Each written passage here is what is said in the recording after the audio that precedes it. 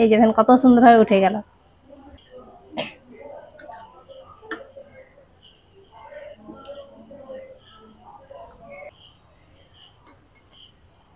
আমসত্ত্বটা দেখেন দেখতে কতটা সুন্দর হয়েছে, আর কালারটা দেখেন কত সুন্দর।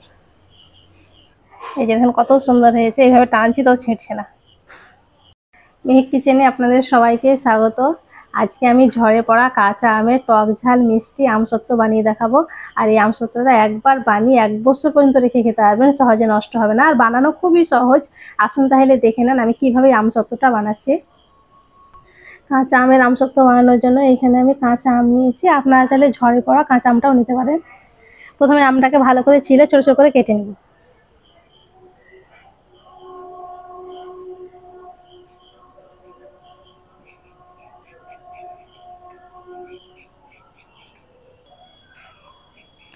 আমি একটু সবুজ সবুজ করে ছিলছি, তারপরে বেশি ভালো হবে।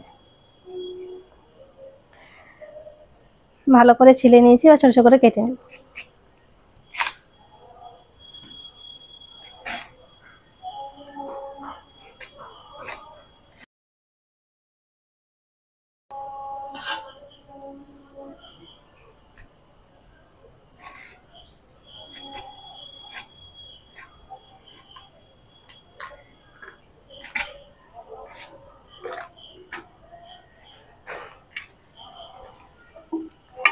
সব আমগুলা কেটে নিয়েছি, আর এদিকে চুলোতে কড়াইটাও বসিয়ে দিয়েছি।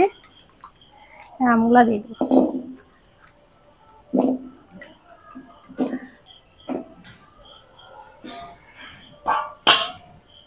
অল্প একটু পানি দিয়ে দিচ্ছি। যে আমটা এরকম ডুবে থাকবে, এরকম পানি দিতে হবে। ঢাকা দিয়ে আমটাকে আমি ভালো করে সেদ্ধ করে নিচ্ছি।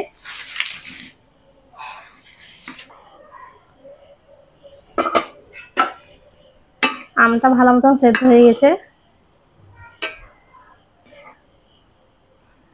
একদম গলে গেছে।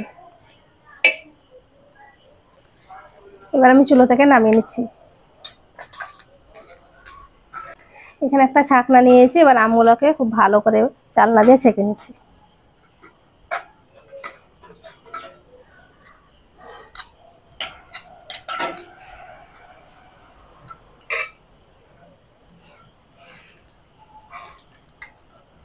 আমের পিউরিটাকে ভালো করে বের করে নিতে হবে।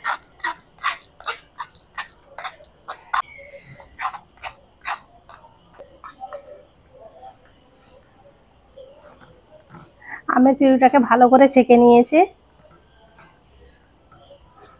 এই যে এগুলোকে বাদ দিয়ে দেবো। ওই কড়াই এবার আমি আমের পিউরিটা নিয়ে নিচ্ছি।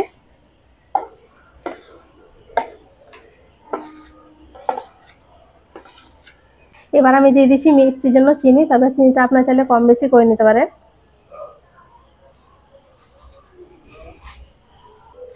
এবার দিয়ে দিচ্ছি চিলি ফ্লেক্স,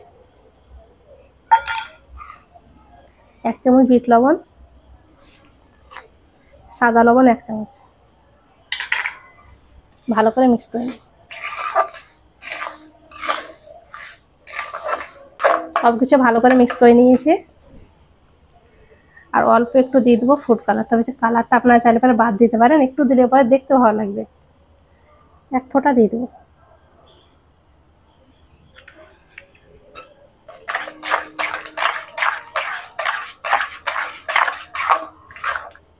সবকিছু খুব ভালো করে মিক্স করে নিয়েছি। আর একটু কালার দিলে পরে আমের কালার, যে কাঁচা আমের, সেটা আসবে, দেখতেও ভালো লাগবে। এবার অনবরত নেড়েচেড়ে একটু ঘন করে নেব।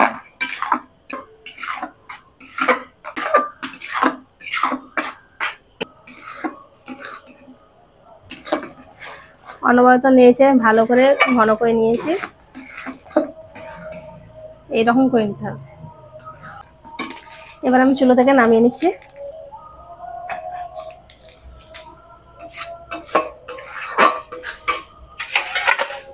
এখানে দুটো থালা নিয়েছি, এই থালা দুটোতে আমসত্ত্বটা বসাবো, তার জন্য তেল লাগিয়ে নিচ্ছি।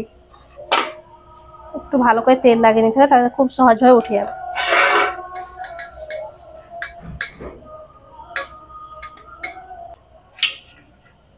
থালাতে আমি ভালো করে তেল লাগিয়ে নিয়েছি। এবার মিশ্রণটা দিয়ে দেবো।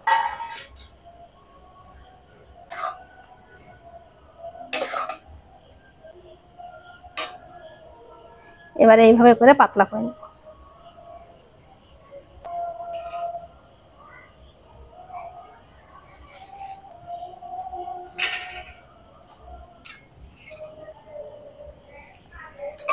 দুটো থালাতে আমি ভালো করে নিয়ে নিয়েছি। এবার এগুলোকে আমি রোদ্রে ভালো করে শুকিয়ে নিব। আমসত্ত্বটাকে আমি একদিন রোদে ভালো করে শুকিয়ে নিয়েছি, আর এখন যা রোদ একদিনেই শুকিয়ে যাবে।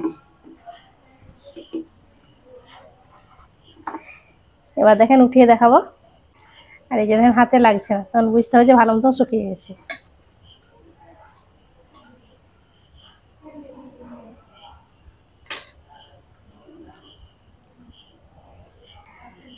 আমি একদিন রোদ্রে শুকিয়ে নিয়েছি, আপনারা চাইলে 2-3 দিনও শুকিয়ে নিতে পারেন।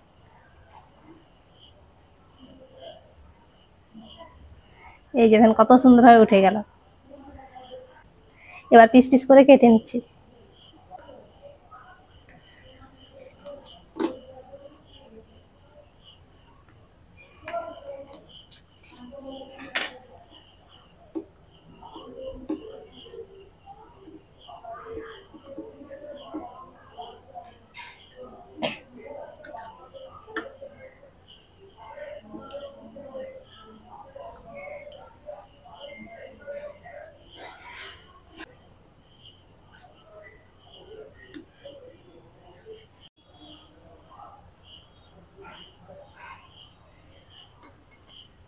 আমসত্ত্বটা দেখেন দেখতে কতটা সুন্দর হয়েছে, আর কালারটা দেখেন কত সুন্দর।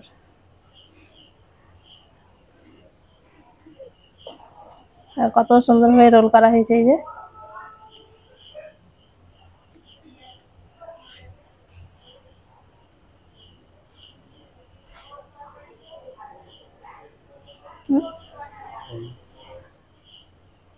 এই যে দেখেন কত সুন্দর হয়েছে, এইভাবে টানছি তো ছিঁড়ছে না।